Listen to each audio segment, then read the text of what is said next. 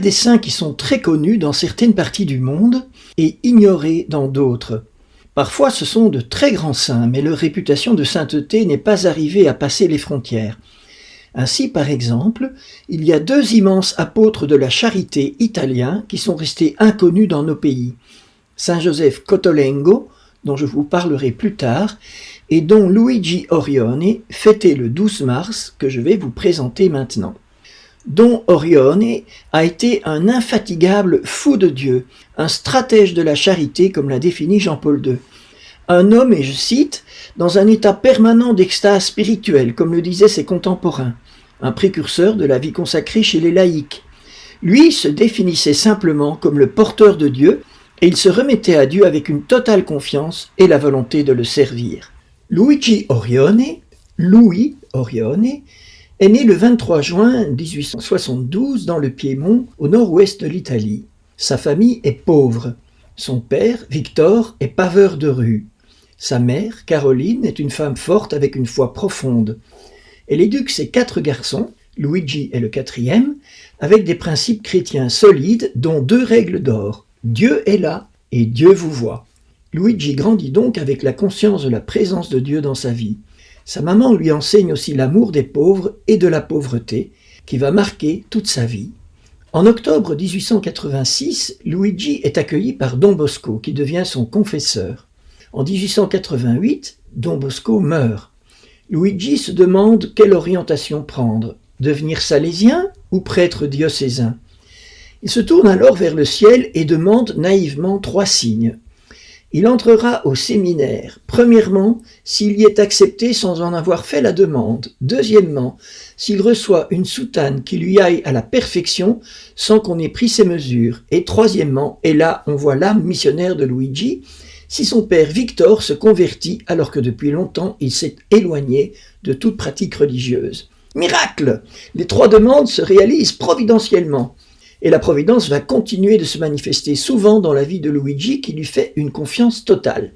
C'est ainsi que le 16 octobre 1889, Luigi entre au séminaire de Tortone, son diocèse natal. Ce n'est pas un séminariste banal. À l'époque, la révolution industrielle fait des ravages en Italie du Nord. Luigi est très conscient des problèmes que rencontrent les pauvres. Il écrit « Il y a un besoin et un remède suprême pour guérir les blessures de ce pays pauvre, si beau et si malheureux. Conquérir le cœur et l'affection du peuple et éclairer les jeunes. » Luigi se lance avec ardeur dans les œuvres de charité. En 1892, Victor Orione décède pieusement et Luigi perd le financement de ses études au séminaire. Ses supérieurs le font nommer gardien de la cathédrale de Tortone avec un salaire qui suffit à payer ses études.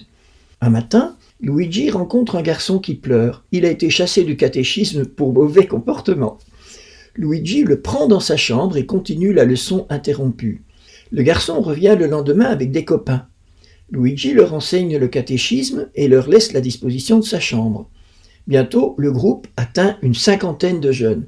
Vous imaginez la réaction des braves chanoines de la cathédrale. Ils sont incommodés par cette troupe bruyante, mais la réaction de l'évêque est assez étonnante et très belle. Il offre son jardin pour réunir la troupe. C'est ainsi que naît, le 3 juillet 1892, l'oratoire Saint-Louis. Dans le groupe de jeunes garçons pauvres, plusieurs désirent devenir prêtres. Comment faire? Ils ne peuvent évidemment pas payer leur pension au séminaire. Alors, Don Luigi, en Italie, on appelle les prêtres et les séminaristes Don, souvenez-vous de Don Camillo. Don Luigi, donc, obtient de son évêque l'autorisation de fonder pour eux un collège, alors qu'il est encore que séminariste. Il se met en chasse avec l'aide de la Providence, qui veille comme toujours. En effet, dans sa recherche, il rencontre un élève des Salésiens qui lui demande « Don Luigi, où allez-vous d'un pas si pressé ?»« Je cours ouvrir un collège. »« Alors je m'inscris, répond le jeune avec enthousiasme. « Mais où faut-il que je m'inscrive ?»« Je suis justement à la recherche d'un lieu, répond Luigi. Providentiellement, le père de ce garçon dispose précisément d'une maison qui pourrait servir de local pour la future école. Il la loue pour 400 lire, une grosse somme à l'époque. Luigi décide néanmoins d'accepter la proposition, même s'il est évident qu'il n'a pas cette somme. Peu de temps après, il croise une vieille dame qui l'interroge. « Don Orione, quelle bonne surprise, que faites-vous donc ici ? » « Je veux ouvrir un collège. »« Alors, Je vous prie de prendre mon neveu. Combien me demandez-vous pour sa scolarité ? Très peu, ce que vous voulez. Si je vous donne 400 lire, combien de temps le garderez-vous ? Pendant toutes ses études, répond Don Orione très ému. La Providence s'est de nouveau manifestée avec force. Quand le 13 avril 1895, Don Orione est ordonné prêtre, il a déjà ouvert 2 autres maisons d'étudiants, l'une à Gênes et l'autre à Turin. Beaucoup d'autres vont suivre. Il célèbre sa première messe au milieu de ces jeunes et il reçoit l'autorisation par un privilège spécial de l'évêque de remettre l'habit clérical à 6 élèves de son collège.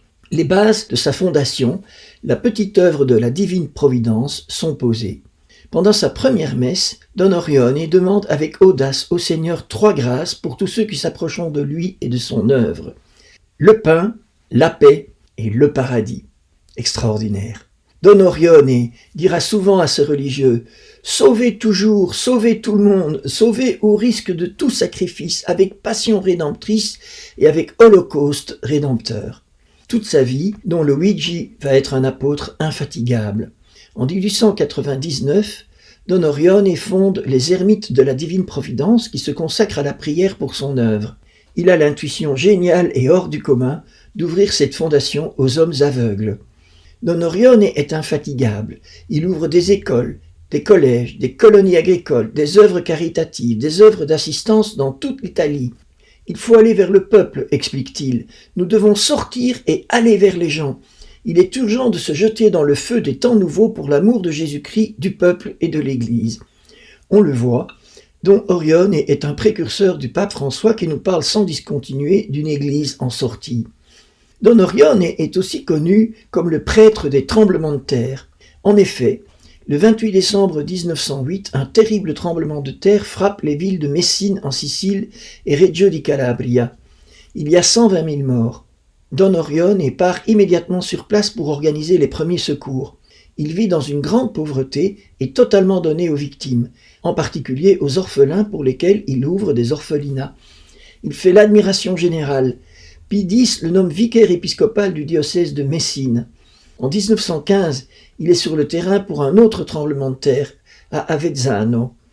En 1915 toujours, il fonde les Petites Sœurs missionnaires de la Charité, animées du même charisme que les Fils de la Divine Providence.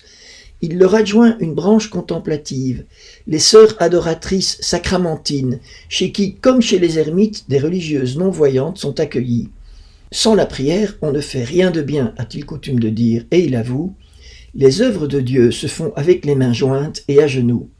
Même quand on court, il faut rester spirituellement à genoux devant lui. Il envoie aussi ses religieux en mission au Brésil, en Argentine, en Uruguay, en Palestine, en Pologne, à Rhodes, aux USA, en Angleterre et en Albanie. Lui-même fait 2 voyages en Amérique latine. Don Orione ne s'est jamais épargné. Il s'est donné au Seigneur, à ses pauvres et à ses fils, sans aucun retour sur lui-même. Le 12 mars 1940, au soir, il meurt paisiblement, en murmurant ces paroles « Je m'en vais, Jésus, Jésus, je viens vers toi ». Don Orione a suscité autour de lui le désir de la sainteté. Il a voulu toute sa vie faire l'impossible pour que sa prière d'ouvrir le paradis à toutes les personnes qu'il rencontrerait soit réalisée. Nous pouvons nous aussi faire nôtre cette prière. Seigneur, je te demande par ta grâce de donner le paradis à tous ceux qui s'approcheront de moi. Amen.